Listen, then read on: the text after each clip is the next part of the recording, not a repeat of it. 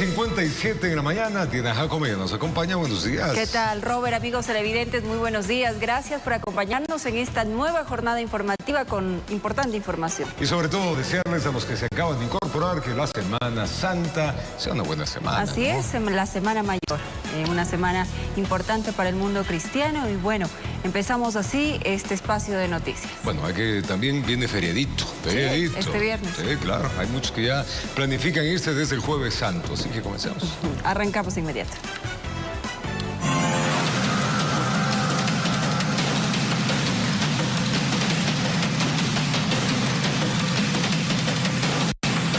El presidente de la República, Guillermo Lasso, autorizó la tenencia y porte de armas de uso civil para la defensa personal. Tras modificar un decreto, sin embargo, para esto se establecieron requisitos. ¿Cuáles son? Veamos. Se autoriza la tenencia y porte de armas de uso civil para defensa personal de acuerdo con los requisitos de ley y el reglamento. Con este anuncio, el presidente de la República busca frenar la inseguridad que asedia en el Ecuador. El porte y la tenencia de armas de uso civil para la defensa personal se da tras una reforma a través del decreto ejecutivo 707. Sin embargo, para que una persona pueda poseer un arma de fuego, se requiere de un permiso que tiene validez de 2 a 5 años y contar con los siguientes requisitos: tener más de 25 años, realizarse una prueba psicológica en el Ministerio de Salud, obtener un certificado en el Ministerio de Defensa sobre el manejo y uso de arma, no tener una sentencia condenatoria por la comisión de un delito, no registrar antecedentes de violencia contra la mujer o miembros de la familia, contar con un certificado toxicológico para determinar que la persona no consume drogas ni alcohol. Se prohíbe la fabricación, registro y tenencia de armas de fabricación artesanal. Tercero, se establecen controles y registro informático. El decreto también señala que quienes no podrán portar armas de fuego son personas dementes, a quienes carecen de domicilio en Ecuador, quienes han cometido delitos contra la vida, integridad personal, sexual, violencia contra la mujer, seguridad pública, entre otros. Se autoriza el uso de aerosoles de gas pimienta para defensa personal. El permiso de porte de armas lo emite actualmente el Comando Conjunto de las Fuerzas Armadas. El Ministerio de Defensa, la Secretaría de Seguridad y el Ministerio del Interior tienen un plazo de 6 meses para actualizar la norma y el sistema informático de control de armas, informó Valeria Navarro. La autorización del porte y tenencia de armas para uso civil para defensa personal genera debate en la opinión pública. Expertos en seguridad pues analizan este tema. El anuncio del presidente de la República, Guillermo Lasso, sobre la tenencia y porte de armas de fuego por parte de la sociedad civil genera debate entre expertos en materia de seguridad. Quienes defienden lo actuado por el primer mandatario lo catalogan como una medida disuasiva contra la delincuencia. Creo que el presidente de la República ha tomado una decisión acertada. Y esto lo digo porque al momento la fuerza pública no puede garantizar, y el Estado tampoco puede garantizar, la seguridad de todos los ecuatorianos. Pero también la medida es disuasiva, porque va a generar la duda en la delincuencia si esa persona posiblemente ya no va a estar desarmada, porque la delincuencia hacía de lo que quería porque sabía muy bien que nadie podía portar armas. Ahora es diferente. Pero hay quienes consideran que esto no va a ser una solución, sino agravar los índices de violencia en el país. También hay mayor cantidad de violencia por parte de la población civil, entre población civil. Y tal vez esta medida abone a ese tipo de problema. El debate también se centra en si los requisitos darán o no resultados. Los ecuatorianos también son aquellas personas que van ante las autoridades y les dicen: señor, esta es mi arma. Háganme todas las pruebas y háganme a mí también todas las pruebas para yo poder portar un arma. Ese es el mecanismo correcto. Ahora, la delincuencia no tiene un solo delincuente un permiso de porte de armas. Necesariamente está como Estado dando facilidades para que aumente la proliferación de armas tanto legales como ilegales, porque esas armas eventualmente también van a ser introducidas al mercado ilícito, vía robo, se extravían o tal vez algún tipo de tráfico. Ahora, ¿cómo la justicia podrá determinar que una persona actuó en defensa propia? Pero para que usted utilice un arma bajo legítima defensa, usted tiene que demostrar que fue legítima defensa. Mientras tanto, tiene un problema penal. Entonces, no es que eso se traduce necesariamente en que usted tenga que darle una especie de aval, como especie de patente de corso al Estado, disparar a cualquier persona que usted perciba que es una amenaza. El tema es complejo y requiere de un análisis profundo en materia social, de seguridad, jurídico y derechos humanos, informó Valeria Navarro. Y en el decreto emitido por el presidente de la República también se busca el apoyo de la seguridad privada en el combate contra la delincuencia y la inseguridad. El decreto 707 también modifica el reglamento a la Ley de Vigilancia y Seguridad Privada.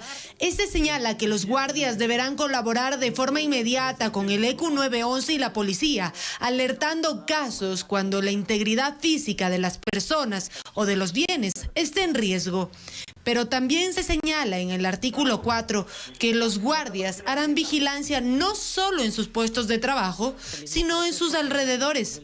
Esto preocupa a la Federación de Trabajadores de la Seguridad Privada del Ecuador. Entonces, este término de alrededores se transforma muy subjetivo porque no sabemos a qué distancia está considerado el tema de alrededor. Entonces, tememos que en el futuro la omisión de alguno de nuestros trabajadores pueda ser considerado como una falta y un delito, ¿no? La preocupación también nace porque en el artículo 16 se señala que el armamento y el equipo solo puede portarse en el área y las horas de prestación de servicios.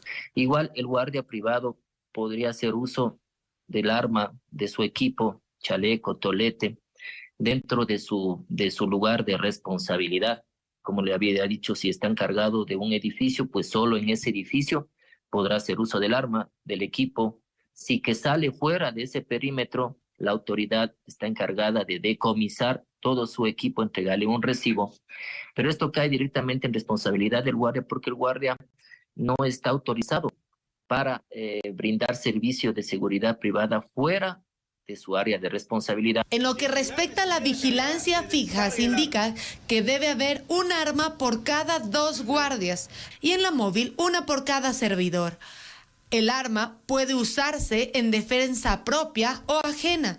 El decreto también demanda responsabilidades a las compañías del servicio de vigilancia. Un tema muy común que es el factor de toda esta problemática que los guardias viven, es el tema del retraso continuo y sistemático de sus pagos. Que si existe un retraso o no pagan a tiempo los salarios a los guardias privados, van a tener una sanción que va encaminada a la suspensión de su permiso de operaciones y sin este permiso ellos no pueden operar. Informó Valeria Navarro. En cadena nacional, el presidente Guillermo Lasso anunció nuevas medidas urgentes de seguridad y decretó estado de excepción con toque de queda en la zona 8 y en las provincias de Santa Elena y Los Ríos. Veamos. Para combatir la delincuencia, el narcotráfico y el crimen organizado en el país, el presidente anunció nuevas medidas. Se autoriza la tenencia y porte de armas de uso civil para defensa personal de acuerdo con los requisitos de ley y el reglamento. Y se autoriza el uso de aerosoles de gas pimienta para defensa personal. Se prohíbe la fabricación, registro y tenencia de armas de fabricación artesanal. Además, se decretó el estado de excepción por grave conmoción interna en Guayaquil, Durán y San Borondón y en las provincias de Santa Elena y Los Ríos a partir del 2 de abril, con una vigencia de 60 días. Los guardias de seguridad privada apoyarán a la Policía Nacional en las tareas de vigilancia y seguridad, portando sus armas en los alrededores de sus puestos de trabajo. Segundo, hemos instalado el puesto de mando unificado liderado por su presidente de manera permanente aquí en Guayaquil y rotando también en las provincias de Santa Elena y Los Ríos. La medida contempla toque de queda desde la 1 de la madrugada hasta las 5 de la mañana todos los días. Creamos la Cruzada por tu Seguridad. La Cruzada por tu Seguridad es una estrategia que combina todas las fuerzas del orden, Fuerzas Armadas, Policía Nacional e Inteligencia, en favor de su seguridad. El gobernador del Guayas aclaró que se deben cumplir con los requisitos para acceder a armas de uso civil. ¿Conscientes de que eso también podría ser un riesgo? ¿Daría los resultados que se esperan? Mire, podría ser un riesgo, pero la población tiene derecho a defenderse. Es obligación del gobierno hacerlo, pero cuando hay situaciones extraordinarias o problemas extraordinarios, no los podemos seguir combatiendo con fórmulas ordinarias y con la misma receta que no nos ha dado resultados. El nuevo canciller indicó que se revisarán algunos aspectos migratorios. Nadie pues que sea ilegal y que esté cumpliendo actividades que no debe permanecer. Informó Roselena Vasconés. Luis Alfredo Arboleda sería uno de los líderes de una de las organizaciones criminales que tiene el control de las cárceles de la Tacunga, la cárcel de la Tacunga. En el 2022 fue detenido por 3 ocasiones y liberado 2 veces. Sobre sus hombros tendría un largo historial delictivo por delincuencia organizada, tentativa de asesinato y asociación ilícita. El nombre de Luis Alfredo Arboleda, alias Gordo Luis, nuevamente tiene la atención de la ciudadanía. En esta ocasión, luego de que un juez multicompetente del cantón, Flavio Alfaro, le otorgara la libertad. Pero ¿quién es Luis Arboleda y por qué las autoridades están tras su pista? Conocido como Gordo Luis, es un ecuatoriano de 31 años de edad. En su historial delictivo registra detenciones desde 2013, en los que ha enfrentado 10 procesos penales por delitos como delincuencia organizada, tentativa de asesinato y asociación ilícita. En 2022, los ojos de las autoridades recayeron sobre él en varias ocasiones. El 4 de febrero fue detenido en Guayaquil junto a Tito Zambrano en delito flagrante, por lo que fue trasladado a la cárcel de la Tacunga. El 13 de abril, un fallo de un juez dictaminó medidas sustitutivas y fue liberado. El magistrado ordenó la presentación periódica de Arboleda ante la autoridad, pero este incumplió la disposición, presentando un certificado médico falso. El 9 de diciembre fue detenido junto a otros 4 sujetos más en Quito, por presunto delito de porte de armas de fuego. En Quevedo fue detenido por presunto tráfico de droga a gran escala.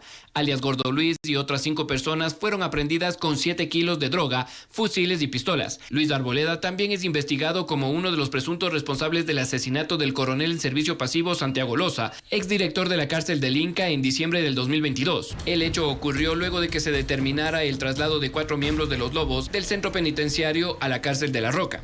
El pasado 31 de marzo, Arboleda recuperó la libertad luego de que un juez de Manabí dispusiera su salida a cambio de medidas cautelares constitucionales, argumentando que dentro del proceso penal en su contra se ha vulnerado el debido proceso y sus derechos a la libertad, a la integridad física, salud y vida. Informó Mauricio Sánchez. Es tiempo de contarles que el Consejo de la Judicatura sancionó a los jueces que permitieron la liberación de uno de los cabecillas de la banda de los Lobos e hicieron que Daniel Salcedo recupere parte de su dinero. Fiscalía pide a la Corte Constitucional el control sobre estos magistrados. El Consejo de la Judicatura suspende por 3 meses a 3 jueces de primer nivel tras considerar que cometieron infracciones graves. Entre los magistrados suspendidos está un juez del cantón, Flavio Alfaro, en Manabí. El mismo, a través de una medida cautelar, permitió la liberación de Luis Arboleda, alias Gordo Lucho, uno de los cabecillas de la banda Los Lobos. El segundo juez sancionado responde a la Unidad Judicial Penal del cantón Quevedo. Este aceptó de forma parcial una medida cautelar que favoreció a Daniel Salcedo, permitiéndole recuperar parte de su dinero y un vehículo. Salcedo enfrenta procesos judiciales por presuntos actos de corrupción en la pandemia del COVID-19. El tercer juez responde al cantón Bucay del Guayas y su sanción se da luego de que se conociera que está involucrado en una investigación penal. Por el primer caso, la Fiscalía General del Estado se pronunció en un comunicado. Fiscalía hace un nuevo llamado a la Corte Constitucional del Ecuador para que establezca o delimite parámetros para que los juzgadores cuenten con un sistema de control eficaz frente a decisiones claramente contrarias a la ley. Algo que coincide Mauricio Alarcón de la Fundación Ciudadanía y Desarrollo. Hablamos del hecho de que al haber acciones de garantía constitucional de por medio, bien se podría recurrir a la Corte Constitucional para que determine de mejor manera las reglas generales de aplicación de este tipo de cuestiones. Una Corte Constitucional que ha sido muy efectiva en algunos temas no tiene por qué no asumir una responsabilidad respecto de este uso abusivo y sus consecuencias de impunidad frente a la corrupción. El penalista Nicolás Salas indica que no se puede descuidar una investigación por prevaricato a los jueces. Cuando se trate de alguna medida abiertamente contraria a derecho y que favorezca a una persona, puede ser incluso un tema de una investigación penal por el delito de prevaricato, se me ocurre. Informó Valeria Navarro. Gracias por continuar en nuestra sintonía, amigos televidentes. Ya está en manos de la Comisión de Fiscalización la documentación sobre el pedido de juicio político al presidente Guillermo Lasso. Se trata del tercer filtro que tendrá que enfrentar este proceso que busca la censura y destitución del jefe de Estado por presunto peculado. Con 6 votos a favor y 1 en contra, el Consejo de Administración Legislativa CAL admitió a trámite el juicio político contra el presidente Guillermo Lasso, fortaleciendo aún más esa intención, que obtuvo la primera venia en la Corte Constitucional. Se leyó la parte pertinente del dictamen, la parte pertinente de la ley y la resolución correspondiente que señalaba básicamente que debía irse a la comisión. El trámite debía seguir su curso, yéndose a la Comisión de Fiscalización. Y ese sería el tercer filtro que tendría esta iniciativa contra el jefe de Estado. La tarde de este viernes ya se remitió la documentación a fiscalización, con lo que podría reunirse en las próximas horas. Revisaremos el expediente íntegro y ubicaremos exactamente lo que nos corresponde hacer de acuerdo con la Ley Orgánica de la Función Legislativa en la sección 4ª, y la comisión convocará a la sesión para abocar conocimiento e iniciar el trámite del juicio político. Desde ahí marcaría el reloj los 30 días para que se emita un informe. Tuvimos una reunión con el presidente de la República donde como bancada legislativa pudimos establecer cuál va a ser el eje y la línea de trabajo que vamos a tener en torno al juicio político. Será junto a los asambleístas Ana Belén Cordero, Marco Troya y Pedro Velasco, miembros de nuestra bancada y de la Comisión de Fiscalización, con quienes llevaremos adelante todo lo que corresponde ahora al proceso de cargo y descargo de posiciones en torno a la sentencia que estableció la Corte Constitucional en materia de peculado sobre la presunta vinculación del presidente de la República. Un primer escollo se superó. La Comisión de Fiscalización acogió la disposición del CAL, resolviendo suspender los procesos de juicios políticos contra Patricio Carrillo, exministro del Interior, y los secretarios de Estado, Diego Ordóñez de Seguridad y Paola Flores, de Derechos Humanos, pasando a primer lugar el de Guillermo Lasso, informó Héctor Romero. Y en torno a esta noticia, amigos televidentes, hoy a las 14 horas se reunirá la Comisión Especializada Permanente de Fiscalización y Control Político para conocer la solicitud de juicio en contra del presidente Guillermo Lasso. Es tiempo de contarles que una ceremonia realizada en el ECO 911 en San Borondón, el primer mandatario Guillermo Lasso posesionó a Gustavo Manrique como nuevo canciller y a José Antonio Dávalos como el nuevo ministro de Ambiente. El presidente Guillermo Lasso firmó los decretos ejecutivos que oficializan los nombramientos de Gustavo Manrique como ministro de Relaciones Exteriores y Movilidad Humana y José Dávalos como ministro de Ambiente, Agua y Transición Ecológica. Manrique reemplaza a Juan Carlos Holguín, quien presentó su renuncia aduciendo motivos personales. El nuevo canciller mencionó los 5 ejes que reforzará en su cargo. Una diplomacia por la paz, una diplomacia para la prosperidad, una diplomacia para la transición ecológica, una diplomacia digital y finalmente la diplomacia del conocimiento y la ciencia. Por su parte, el primer mandatario indicó que estos cambios obedecen a una evolución que fortalece institucionalmente. Gustavo Manrique Miranda goza de un prestigio internacional que no se lo conoce debidamente en el Ecuador, pero se lo reconoce a él en el mundo internacional con un hombre comprometido con la transición ecológica. Me ha demostrado a mí esa capacidad que tiene para relacionarse con el mundo. El proceso de regularización de ciudadanos extranjeros Esto continuará según la agenda trazada por nuestro país y en coordinación con los cooperantes internacionales. Manrique estuvo al frente del Ministerio de Ambiente, Agua y Transición Ecológica y ahora ese cargo es ocupado por José Antonio Dávalos, quien se desempeñaba como viceministro de esa cartera de Estado. José, un abogado guayaquileño con experiencia en el campo de derecho administrativo y especialista en el campo del derecho ambiental y agrario. Y asegurarle el total compromiso de quien le hable y de todo el equipo del ministerio para poder continuar con ese legado, poder llenar este puesto que nos deja Gustavo. Informó Roselena Vasconés. Y la posibilidad de nuevas elecciones en la parroquia de Calacalí deberá definirse en los próximos días. Previa a la resolución que tome el Tribunal Contencioso Electoral, se espera que varios actores de la sociedad civil y autoridades brinden sus argumentos ante esta problemática. El pasado 5 de febrero ocurrió un hecho inédito dentro de las elecciones.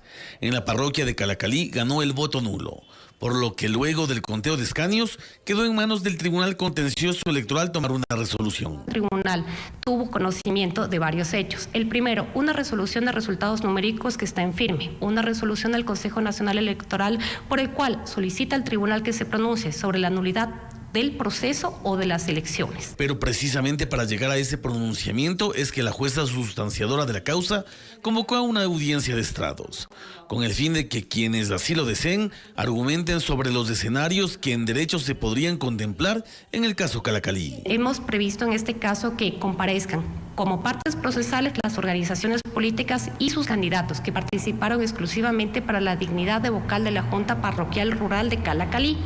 De otra parte, durante la audiencia también podrán opinar varios amicus curiae.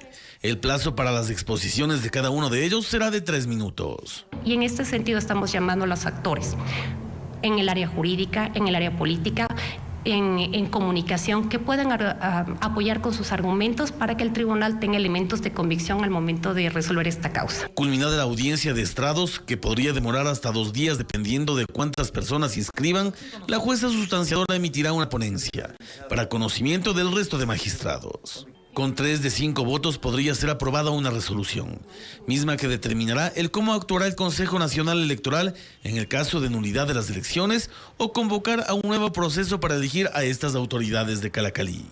Hasta el martes próximo, las personas que deseen inscribirse como amicus curiae podrán hacerlo mediante la página web del Tribunal Contencioso Electoral. Informó Javier Rosero. Mucha atención, el Banco Central redujo la proyección de crecimiento de la economía del país del 3.1% al 2.6% debido a la desalinización de las exportaciones petroleras y a su vez las autoridades indicaron que las reservas monetarias terminarán en el 2023 por debajo de los 8.000 millones de dólares. Las emergencias naturales, protestas sociales, tomas y cierres de pozos petroleros han generado daños en la infraestructura petrolera del país, afectando la producción de crudo prevista para este año, razón por la cual el Banco Central del Ecuador actualizó la proyección de crecimiento económico del país con una reducción del 3.1% al 2.6%. A pesar del complejo contexto internacional, el cual ha generado volatilidad en los precios del petróleo y encarecimiento del financiamiento externo, el BCE prevé un desempeño del PIB estable y positivo. Para este año, el Banco Central proyectaba que se exporten 188 millones de barriles de petróleo, pero la proyección, según el Ministerio de Energía, se redujo a 178 millones de barriles. Eso provocó una reducción de alrededor del 10%. Parte de esta reducción de las exportaciones se ve compensada por un incremento de la obra pública, de la inversión pública, para el año 2023, debido no solo por la temporada invernal, sino también por el plan que tiene pensado llevar a cabo el gobierno en sectores como vialidad, educación y salud. La entidad indicó que esta proyección de crecimiento se verá impulsada por la recuperación de la inversión y el consumo en los hogares. Debido al incremento del consumo de los hogares, que se tiene previsto para este año, a la estabilidad del sistema financiero, el aumento de la inversión pública, que estaría alrededor de 933 millones en relación al año anterior. A su vez, el titular del Banco Central, Guillermo Avellán, señaló que las reservas monetarias terminarán por debajo de los 8.000 millones de dólares para 2023. Cuando hablamos de los 8.000 millones, Exclusivamente 314 millones al día de ayer corresponden al Ministerio de Economía y Finanzas. Y si sumamos todos los recursos que hay dentro del sector, dentro del gobierno central, son cerca de 1.000 millones que utilizan los ministerios para poder cubrir los costos de sus servicios, ¿verdad? Y contrataciones que realizan. Las autoridades también informaron que se prevé un crecimiento de las 18 industrias del país, entre los que destacan pesca, construcción y los sectores turísticos. Informó Mauricio Sánchez. La Fiscalía General del Estado emitió un comunicado en el que rechaza y advierte la intención de liberar a Iván Espinel, exministro de Inclusión Económica y Social, y de otros sentenciados por el delito de lavado de activos a través de una acción constitucional al que, de acuerdo, la institución abusaría del derecho.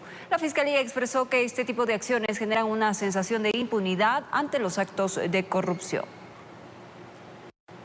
Y las muertes violentas y presuntas amenazas al personal médico y administrativo de los hospitales públicos estaría causando miedo y presiones al momento de realizar las compras públicas. Las autoridades dicen que estarían trabajando de manera técnica y responsable para evitar que presuntas mafias intenten tomarse el sistema de salud en el país. El país entero se ha conmocionado con los ataques y posteriores asesinatos a 2 funcionarios de 2 hospitales públicos. Desde el gremio de trabajadores de la salud señalan que la designación de actividades administrativas fuera de sus competencias los estaría volviendo presa fácil de presiones al momento de firmar un contrato de compras públicas. Los médicos no podemos involucrar ni las enfermeras ni las obstetras en cuestiones de compras públicas porque no conocemos, no sabemos, pues, acaso somos nosotros compradores públicos. En todas partes, hace muchos años, hay unas mafias enquistadas en el gobierno de la salud. Desde el Servicio de Contratación Pública, SERCOP, señalan que existirían mafias que estarían enraizadas en el sistema de salud, mismas que estarían desarrollando compras con sobreprecios. Hay malos actores tanto en el sector público, es decir, servidores públicos que tal vez no hacen bien su trabajo, pero lastimosamente aquí también está el otro lado.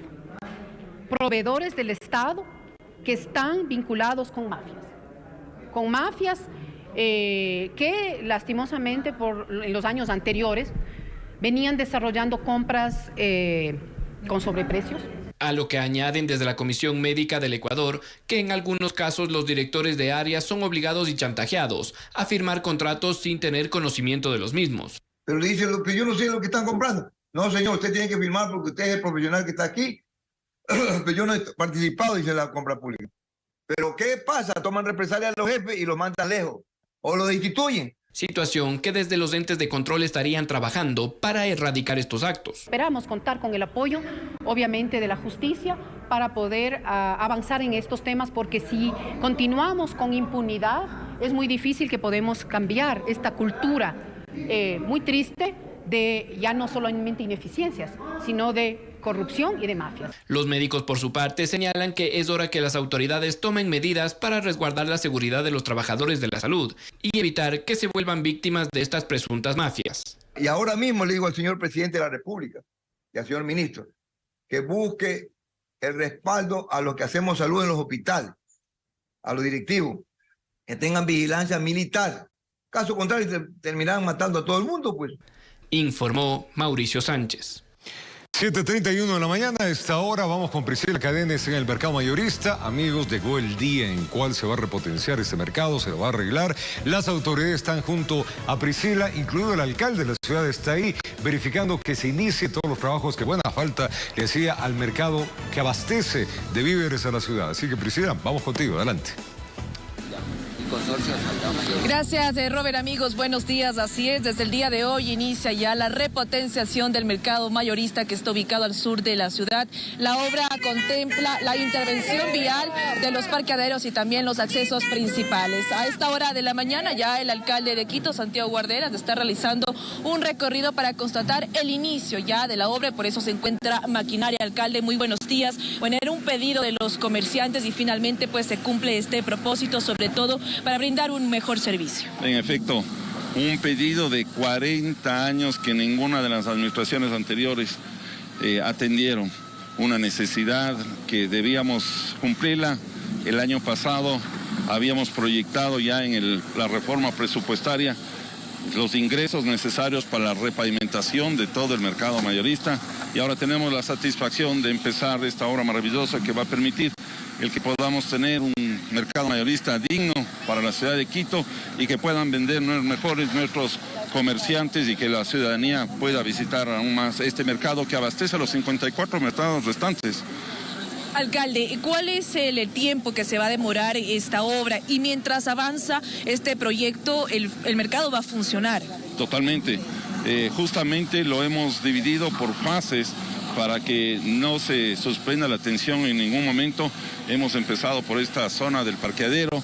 Esperamos concluirla en 30 días, que lo vamos a trabajar en los días y en las noches. Y también vamos a hacer un proceso de repotenciación de las luminarias para que puedan tener un mejor servicio, y sabemos que este es el medio de vida que tienen nuestros comerciantes del mercado mayorista, que han sido abandonados y ahora ya van a tener la posibilidad de tener un mercado mayorista digno.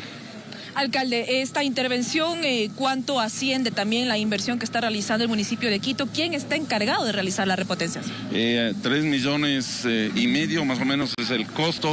Es un consorcio asfalto mercado mayorista, y además tenemos pendiente, que lo vamos a hacer en los próximos días con nuestros comerciantes, el tema de la cesión de derechos, que estamos esperando una respuesta del procurador general.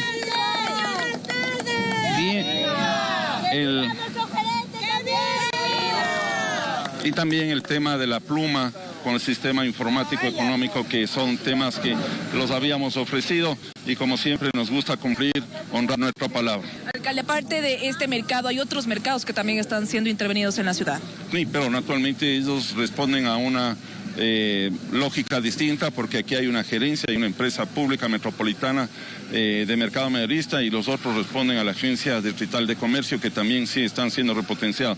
Para eso invertimos 4.500.000 y estamos en obras hasta el fines de nuestra gestión. Vamos a seguir entregando nuevas obras en los mercados. Bien, alcalde, muchísimas gracias. Ya para finalizar, estamos con la representante de los comerciantes. Bueno, ustedes reciben con buenos ojos este proyecto, esta obra que se va a ejecutar y que se está ejecutando ya en el mercado, sobre todo porque ha sido un pedido para ustedes que puedan trabajar de manera más cómoda, pero que también la gente pueda venir al mercado. Sí, justamente, muchísimas gracias, muy buenos días. Como lo dijo el señor alcalde, 40 años el mercado mayorista ha venido prestando la atención, el servicio a la ciudadanía de Quito y sus alrededores, y lamentablemente no hemos sido atendidos como se debería de haber atendido al medio de sustento de las mesas de los diferentes ciudadanos de Quito. Contentos, muy contentos y agradecidos con el señor alcalde, porque en los 40 años es la primera autoridad que pone énfasis en satisfacer una necesidad urgente que tenía el mercado mayorista para beneficio de los 1.400 comerciantes y para los compañeros prestadores de servicios.